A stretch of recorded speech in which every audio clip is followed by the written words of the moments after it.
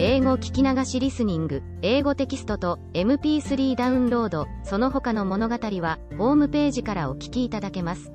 88thpp.com 88thpp.com Chapter 16. The Return Home. By 2 bells that morning they were all stirring their stumps, for there was a big sea running, and Toodles, the boatswain, was among them, with a rope's end in his hand and chewing tobacco. They all donned pirate clothes cut off at the knee, shaved smartly, and tumbled up, with the true nautical roll in hitching their trousers. It need not be said who was the captain. Nibs and John were first and second mate. There was a woman aboard. The rest were tars before the mast, and lived in the forecastle. Peter had already lashed himself to the wheel, but he piped all hands and delivered a short address to them, said he hoped they would do their duty like gallant hearties, but that he knew they were the scum of Rio and the Gold Coast, and if they snapped at him he would tear them. His bluff strident words struck the note sailors understand, and they cheered him lustily. Then a few sharp orders were given, and they turned the ship round, and nosed her for the mainland. Captain Pan calculated, after consulting the ship's chart, that if this weather lasted they should strike the Azores about the 21st of June, after which it would save time to fly. Some of them wanted it to be an honest ship and others were in favor of keeping it a pirate, but the captain treated them as dogs, and they dared not express their wishes to him even in a round robin. Instant obedience was the only safe thing. Slightly got a dozen for looking perplexed when told to take soundings. The general feeling was that Peter was honest just now to lull Wendy's suspicions, but that there might be a change when the new suit was ready, which, against her will, she was making for him out of some of Hook's wickedest garments. It was afterwards whispered among them that on the first night he wore this suit he sat long in the cabin with Hook's cigar holder in his mouth and one hand clenched, all but the forefinger, which he bent and held threateningly aloft like a hook. Instead of watching the ship, however, we must now return to that desolate home from which 3 of our characters had taken heartless flight so long ago. It seems a shame to have neglected number 14 all this time, and yet we may be sure that Mrs. Darling does not blame us. If we had returned sooner to look with sorrowful sympathy at her, she would probably have cried, "Don't be silly, what do I matter? Do go back and keep an eye on the children. So long as mothers are like this their children will take advantage of them, and they may lay to that." Even now we venture into that familiar nursery only because its lawful occupants are on their way home. We are merely hurrying on in advance of them to see that their beds are properly aired and that Mr. and Mrs. Darling do not go out for the evening. We are no more than servants. Why on earth should their beds be properly aired, seeing that they left them in such a thankless hurry? Would it not serve them jolly well right if they came back and found that the parents were spending the weekend in the country? It would be the moral lesson they have been in need of ever since we met them, but if we contrive things in this way Mrs. Darling would never forgive us. One thing I should like to do immensely, and that is to tell her, in the way authors have, that the children are coming back, that indeed they will be here on Thursday week. This would spoil so completely the surprise to which Wendy and John and Michael are looking forward. They have been planning it out on the ship, mother's rapture, father's shout of joy, Nana's leap through the air to embrace them first, when what they ought to be preparing for is a good hiding. How delicious to spoil it all by breaking the news in advance, so that when they enter grandly Mrs. Darling may not even offer Wendy her mouth, and Mr. Darling may exclaim pettishly, "Dash it all, here are those boys again." However, we should get no thanks even for this. We are beginning to know Mrs. Darling by this time, and may be sure that she would upbraid us for depriving the children of their little pleasure. But, my dear madam, it is 10 days till Thursday week, so that by telling you what's what, we can save you 10 days of unhappiness. Yes, but at what a cost? By depriving the children of 10 minutes of delight. Oh, if you look at it in that way. What other way is there in which to look at it? You see, the woman had no proper spirit. I had meant to say extraordinarily nice things about her, but I despise her, and not one of them will I say now. She does not really need to be told to have things ready, for they are ready. All the beds are aired, and she never leaves the house, and observe, the window is open. For all the use we are to her, we might go back to the ship. However, as we are here we may as well stay and look on. That is all we are, lookers on. Nobody really wants us. So let us watch and say jaggy things, in the hope that some of them will hurt. The only change to be seen in the night nursery is that between 9 and 6 the kennel is no longer there. When the children flew away, Mr. Darling felt in his bones that all the blame was his for having chained Nana up, and that from first to last she had been wiser than he. Of course, as we have seen, he was quite a simple man, indeed he might have passed for a boy again if he had been able to take his baldness off, but he had also a noble sense of justice and a lion courage to do what seemed right to him, and having thought the matter out with anxious care after the flight of the children, he went down on all fours and crawled into the kennel. To all Mrs. Darling's dear invitations to him to come out he replied sadly but firmly, "No, my own one, this is the place for me." In the bitterness of his remorse he swore that he would never leave the kennel until his children came back. Of course this was a pity, but whatever Mr. Darling did he had to do in excess, otherwise he soon gave up doing it. And there never was a more humble man than the once proud George Darling, as he sat in the kennel of an evening talking with his wife of their children and all their pretty ways. Very touching was his deference to Nana. He would not let her come into the kennel, but on all other matters he followed her wishes implicitly. Every morning the kennel was carried with Mr. Darling in it to a cab, which conveyed him to his office, and he returned home in the same way at 6. Something of the strength of character of the man will be seen if we remember how sensitive he was to the opinion of neighbors, this man whose every movement now attracted surprised attention. Inwardly he must have suffered torture, but he preserved a calm exterior even when the young criticized his little home, and he always lifted his hat courteously to any lady who looked inside. It may have been quixotic, but it was magnificent. Soon the inward meaning of it leaked out, and the great heart of the public was touched. Crowds followed the cab, cheering it lustily, charming girls scaled it to get his autograph, interviews appeared in the better class of papers, and society invited him to dinner and added, "Do come in the kennel." On that eventful Thursday week Mrs. Darling was in the night nursery awaiting George's return home, a very sad-eyed woman. Now that we look at her closely and remember the gaiety of her in the old days, all gone now just because she has lost her babes, I find I won't be able to say nasty things about her after all. If she was too fond of her rubbishy children she couldn't help it. Look at her in her chair, where she has fallen asleep. The corner of her mouth, where one looks first, is almost withered up. Her hand moves restlessly on her breast as if she had a pain there. Some like Peter best and some like Wendy best, but I like her best. Suppose, to make her happy, we whisper to her in her sleep that the brats are coming back. They are really within 2 miles of the window now and flying strong, but all we need whisper is that they are on the way. Let's. It is a pity we did it, for she has started up, calling their names, and there is no one in the room but Nana. Oh Nana, I dreamt my dear ones had come back. Nana had filmy eyes, but all she could do was to put her paw gently on her mistress's lap, and they were sitting together thus when the kennel was brought back. As Mr. Darling puts his head out at it to kiss his wife, we see that his face is more worn than of yore, but has a softer expression. He gave his hat to Liza, who took it scornfully, for she had no imagination, and was quite incapable of understanding the motives of such a man. Outside, the crowd who had accompanied the cab home were still cheering, and he was naturally not unmoved. "Listen to them," he said, "it is very gratifying." "Lot of little boys," sneered Liza. There were several adults today, he assured her with a faint flush, but when she tossed her head he had not a word of reproof for her. Social success had not spoiled him, it had made him sweeter. For some time he sat half out of the kennel, talking with Mrs. Darling of this success, and pressing her hand reassuringly when she said she hoped his head would not be turned by it. "But if I had been a weak man," he said. "Good heavens, if I had been a weak man." "And, George," she said timidly, "you are as full of remorse as ever, aren't you?" "Full of remorse as ever, dearest. See my punishment, living in a kennel." "But it is punishment, isn't it, George? You are sure you are not enjoying it?" "My love." You may be sure she begged his pardon, and then, feeling drowsy, he curled round in the kennel. "Won't you play me to sleep?" he asked, "on the nursery piano?" And as she was crossing to the day nursery he added thoughtlessly, "And shut that window. I feel a draught."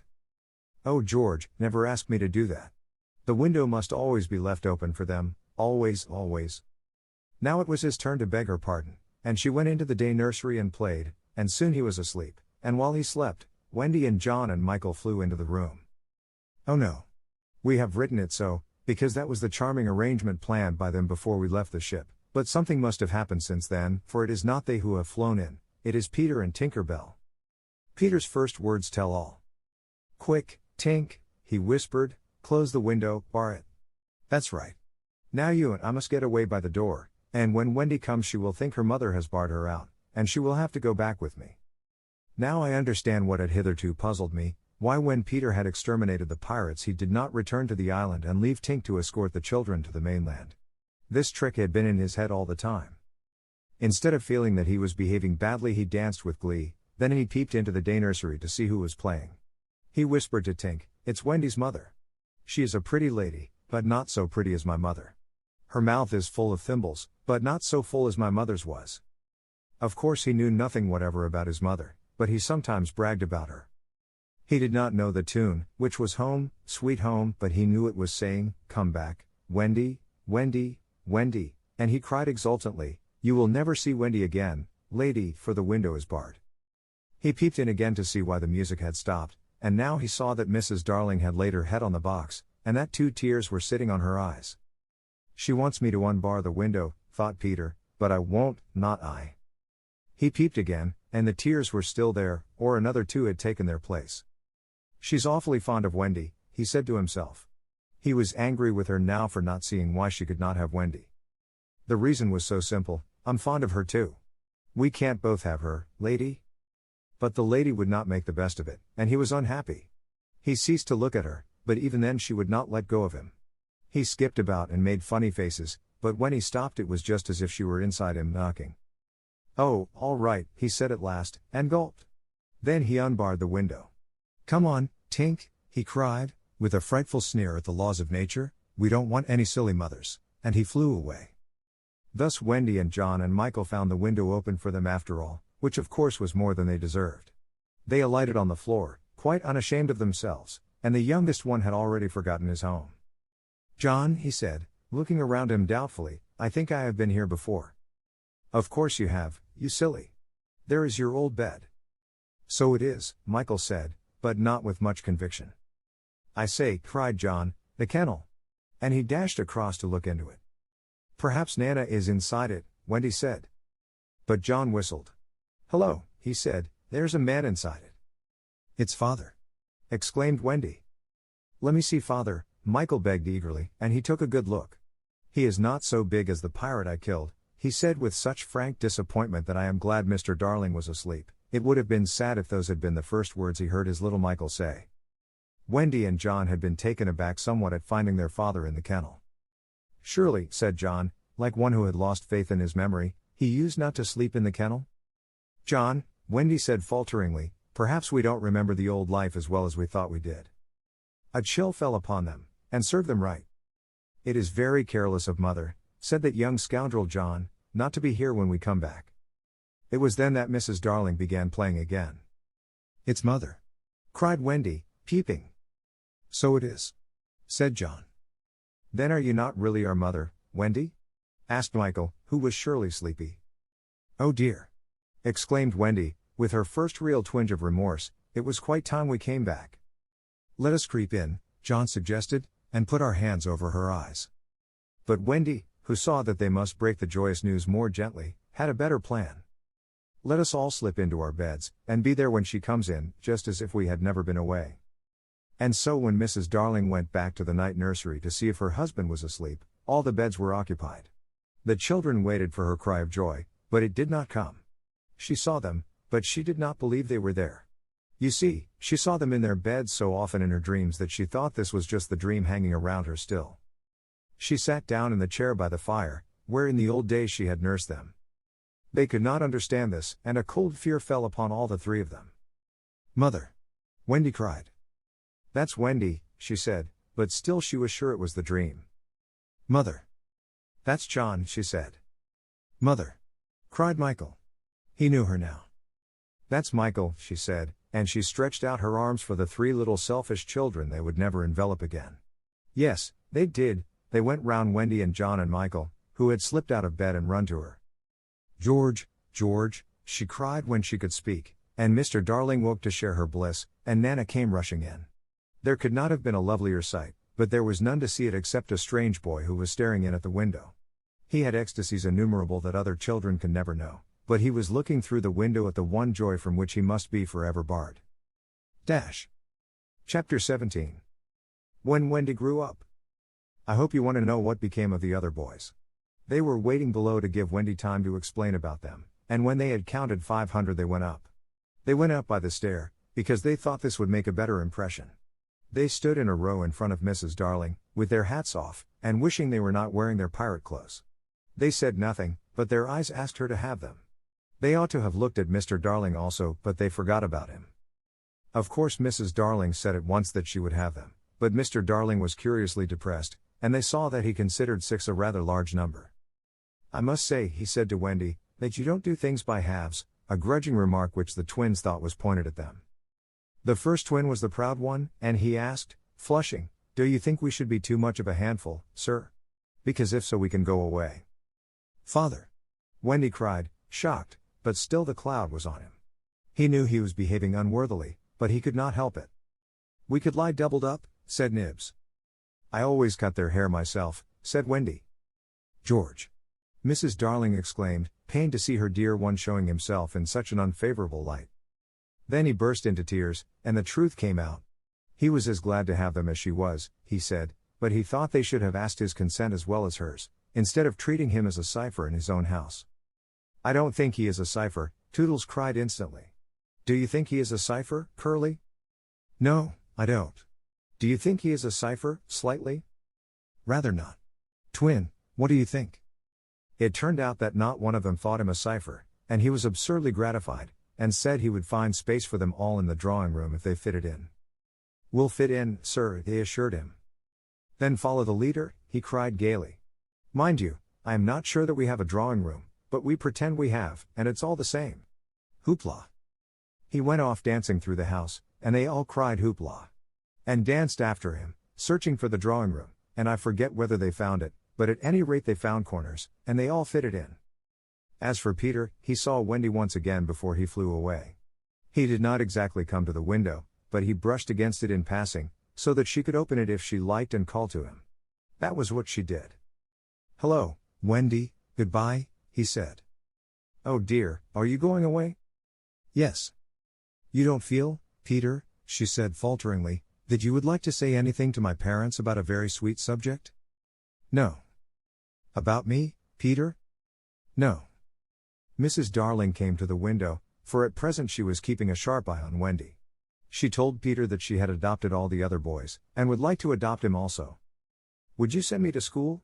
he inquired craftily. "Yes." "And then to an office?" "I suppose so." "Soon I should be a man?" "Very soon."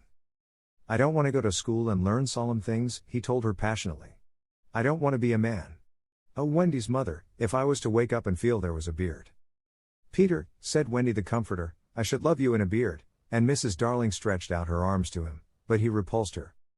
"Keep back, lady, no one is going to catch me and make me a man." "But where are you going to live?" "With Tink in the house we built for Wendy. The fairies are to put it high up among the tree tops where they sleep at nights." "How lovely," cried Wendy so longingly that Mrs. Darling tightened her grip. "I thought all the fairies were dead," Mrs. Darling said. "There are always a lot of young ones," explained Wendy, who was now quite an authority, "because you see when a new baby laughs for the first time a new fairy is born, and as there are always new babies there are always new fairies. They live in nests on the tops of trees, and the mauve ones are boys and the white ones are girls, and the blue ones are just little sillies who are not sure what they are." "I shall have such fun," said Peter, with one eye on Wendy. "It will be rather lonely in the evening," she said, sitting by the fire. "I shall have Tink." "Tink can't go a 20th part of the way round," she reminded him a little tartly. "Sneaky telltale," Tink called out from somewhere round the corner. "It doesn't matter," Peter said. "Oh Peter, you know it matters." "Well, then, come with me to the little house." "May I, Mummy?" "Certainly not. I have got you home again, and I mean to keep you." "But he does so need a mother." "So do you, my love." "Oh, all right," Peter said, as if he had asked her from politeness merely, but Mrs. Darling saw his mouth twitch, and she made this handsome offer, to let Wendy go to him for a week every year to do his spring cleaning. Wendy would have preferred a more permanent arrangement, and it seemed to her that spring would be long in coming, but this promise sent Peter away quite gay again. He had no sense of time, and was so full of adventures that all I have told you about him is only a halfpenny worth of them. I suppose it was because Wendy knew this that her last words to him were these rather plaintive ones. "You won't forget me, Peter, will you, before spring cleaning time comes?"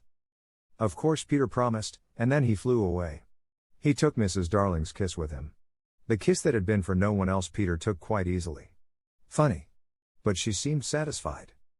Of course all the boys went to school, and most of them got into class 3, but Slightly was put first into class 4.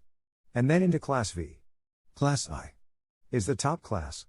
Before they had attended school a week, they saw what goats they had been not to remain on the island, but it was too late now, and soon they settled down to being as ordinary as you or me or Jenkins Minor. It is sad to have to say that the power to fly gradually left them. At first Nana tied their feet to the bedposts so that they should not fly away in the night, and one of their diversions by day was to pretend to fall off buses, but by and by they ceased to tug at their bonds in bed, and found that they hurt themselves when they let go of the bus. In time they could not even fly after their hats. Want of practice, they called it, but what it really meant was that they no longer believed. Michael believed longer than the other boys, though they jeered at him, so he was with Wendy when Peter came for her at the end of the first year. She flew away with Peter in the frock she had woven from leaves and berries in the Neverland, and her one fear was that he might notice how short it had become, but he never noticed, he had so much to say about himself. She had looked forward to thrilling talks with him about old times, but new adventures had crowded the old ones from his mind. "Who is Captain Hook?" he asked with interest when she spoke of the archenemy. "Don't you remember?" she asked, amazed. "Had you killed him and saved all our lives?" "I forget them after I kill them," he replied carelessly. When she expressed a doubtful hope that Tinker Bell would be glad to see her, he said, "Who is Tinker Bell?" "Oh, Peter," she said, shocked, but even when she explained he could not remember. "There are such a lot of them," he said. "I expect she is no more." I expect he was right, for fairies don't live long, but they are so little that a short time seems a good while to them. Wendy was pained too to find that the past year was but as yesterday to Peter. It had seemed such a long year of waiting to her. But he was exactly as fascinating as ever, and they had a lovely spring cleaning in the little house on the treetops. Next year he did not come for her. She waited in a new frock because the old one simply would not meet, but he never came. "Perhaps he is ill," Michael said. "You know he is never ill." Michael came close to her and whispered, with a shiver, "Perhaps there is no such person, Wendy." And then Wendy would have cried if Michael had not been crying. Peter came next spring cleaning, and the strange thing was that he never knew he had missed a year. That was the last time the girl Wendy ever saw him. For a little longer she tried for his sake not to have growing pains, and she felt she was untrue to him when she got a prize for general knowledge. But the years came and went without bringing the careless boy, and when they met again Wendy was a married woman, and Peter was no more to her than a little dust in the box in which she had kept her toys. Wendy was grown up. You need not be sorry for her. She was one of the kind that likes to grow up. In the end she grew up of her own free will a day quicker than other girls. All the boys were grown up and done for by this time, so it is scarcely worth while saying anything more about them. You may see the twins and Nibs and Curly any day going to an office, each carrying a little bag and an umbrella. Michael is an engine driver. Slightly married a lady of title, and so he became a lord. You see that judge in a wig coming out at the iron door? That used to be Toodles. The bearded man who doesn't know any story to tell his children was once John. Wendy was married in white with a pink sash. It is strange to think that Peter did not alight in the church and forbid the banns. Years rolled on again, and Wendy had a daughter. This ought not to be written in ink but in a golden splash. She was called Jane, and always had an odd inquiring look, as if from the moment she arrived on the mainland she wanted to ask questions. When she was old enough to ask them they were mostly about Peter Pan. She loved to hear of Peter, and Wendy told her all she could remember in the very nursery from which the famous flight had taken place. It was Jane's nursery now, for her father had bought it at the 3%. From Wendy's father, who was no longer fond of stairs. Mrs. Darling was now dead and forgotten. There were only 2 beds in the nursery now, Jane's and her nurse's, and there was no kennel, for Nana also had passed away. She died of old age, and at the end she had been rather difficult to get on with, being very firmly convinced that no one knew how to look after children except herself. Once a week Jane's nurse had her evening off, and then it was Wendy's part to put Jane to bed. That was the time for stories. It was Jane's invention to raise the sheet over her mother's head and her own, thus making a tent, and in the awful darkness to whisper. "What do we see now?" "I don't think I see anything tonight," says Wendy, with a feeling that if Nana were here she would object to further conversation. "Yes, you do," says Jane, "you see when you were a little girl." "That is a long time ago, sweetheart," says Wendy. "Ami, how time flies." "Does it fly?" asks the artful child, "the way you flew when you were a little girl?" "The way I flew. Do you know, Jane, I sometimes wonder whether I ever did really fly." "Yes, you did. The dear old days when I could fly." "Why can't you fly now, mother?" "Because I am grown up, dearest. When people grow up they forget the way." "Why do they forget the way?" Because they are no longer gay and innocent and heartless. It is only the gay and innocent and heartless who can fly. What is gay and innocent and heartless? I do wish I was gay and innocent and heartless. Or perhaps Wendy admits that she does see something. I do believe, she says, that it is this nursery. I do believe it is, says Jane. Go on. They are now embarked on the great adventure of the night when Peter flew in looking for his shadow. The foolish fellow, says Wendy, tried to stick it on with soap, and when he could not he cried, and that woke me, and I sewed it on for him. You have missed a bit, interrupts Jane, who now knows the story better than her mother. When you saw him sitting on the floor crying, what did you say? I sat up in bed and I said, Boy, why are you crying? Yes, that was it, says Jane, with a big breath. And then he flew us all away to the Neverland and the fairies and the pirates and the redskins and the mermaid's lagoon, and the home under the ground, and the little house. Yes. Which did you like best of all? I think I like the home under the ground best of all. Yes, so do I. What was the last thing Peter ever said to you? The last thing he ever said to me was, just always be waiting for me, and then some night you will hear me crowing. Yes. But, alas, he forgot all about me. Wendy said it with a smile. She was as grown up as that. What did his crow sound like? Jane asked one evening. It was like this, Wendy said, trying to imitate Peter's crow. No, it wasn't, Jane said gravely, it was like this, and she did it ever so much better than her mother. Wendy was a little startled. My darling, how can you know? I often hear it when I am sleeping, Jane said. Ah yes, many girls hear it when they are sleeping, but I was the only one who heard it awake. Lucky you, said Jane. And then one night came the tragedy. It was the spring of the year, and the story had been told for the night, and Jane was now asleep in her bed. Wendy was sitting on the floor, very close to the fire, so as to see to darn, for there was no other light in the nursery, and while she sat darning she heard a crow. Then the window blew open as of old, and Peter dropped on the floor. He was exactly the same as ever, and Wendy saw at once that he still had all his first teeth. He was a little boy, and she was grown up. She huddled by the fire not daring to move, helpless and guilty, a big woman. Hello, Wendy, he said, not noticing any difference, for he was thinking chiefly of himself, and in the dim light her white dress might have been the nightgown in which he had seen her first. Hello, Peter, she replied faintly, squeezing herself as small as possible. Something inside her was crying, Woman, woman, let go of me. Hello, where is John? He asked, suddenly missing the third bed. John is not here now, she gasped. Is Michael asleep? He asked, with a careless glance at Jane. Yes, she answered, and now she felt that she was untrue to Jane as well as to Peter. That is not Michael, she said quickly, lest a judgment should fall on her.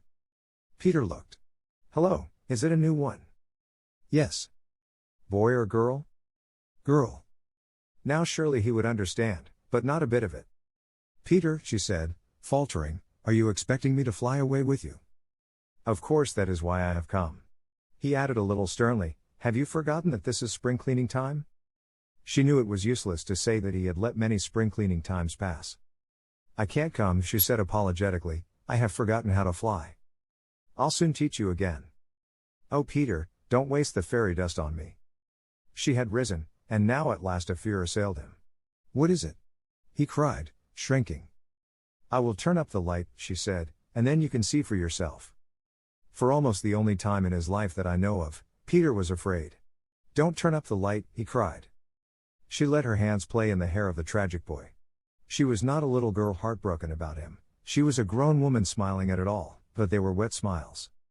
Then she turned up the light, and Peter saw. He gave a cry of pain, and when the tall beautiful creature stooped to lift him in her arms he drew back sharply. What is it? He cried again. She had to tell him. I am old, Peter. I am ever so much more than 20. I grew up long ago. You promised not to. I couldn't help it. I am a married woman, Peter. No, you're not. Yes, and the little girl in the bed is my baby. No, she's not. But he supposed she was, and he took a step towards the sleeping child with his dagger upraised. Of course he did not strike. He sat down on the floor instead and sobbed, and Wendy did not know how to comfort him, though she could have done it so easily once. She was only a woman now, and she ran out of the room to try to think. Peter continued to cry, and soon his sobs woke Jane. She sat up in bed, and was interested at once. Boy, she said, why are you crying? Peter rose and bowed to her, and she bowed to him from the bed. Hello, he said. Hello, said Jane. My name is Peter Pan, he told her. Yes, I know. I came back for my mother, he explained, to take her to the Neverland. Yes, I know, Jane said, I've been waiting for you. When Wendy returned diffidently, she found Peter sitting on the bedpost crowing gloriously, while Jane in her nightie was flying round the room in solemn ecstasy.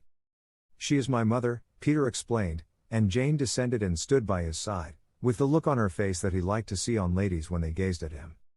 He does so need a mother, Jane said. Yes, I know, Wendy admitted rather forlornly, no one knows it so well as I. Goodbye, said Peter to Wendy, and he rose in the air, and the shameless Jane rose with him. It was already her easiest way of moving about. Wendy rushed to the window.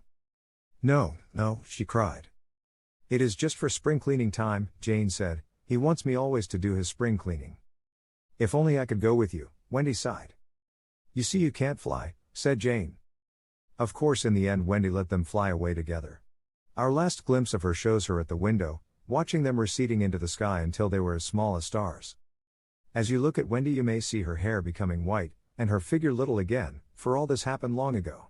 Jane is now a common grown-up, with a daughter called Margaret, and every spring cleaning time, except when he forgets, Peter comes for Margaret and takes her to the Neverland, where she tells him stories about himself, to which he listens eagerly. When Margaret grows up she will have a daughter, who is to be Peter's mother in turn, and thus it will go on, so long as children are gay and innocent and heartless. 英語聞き流しリスニング、英語テキストと MP3 ダウンロード、その他の物語は、ホームページからお聞きいただけます。88thpp.com 88thpp.com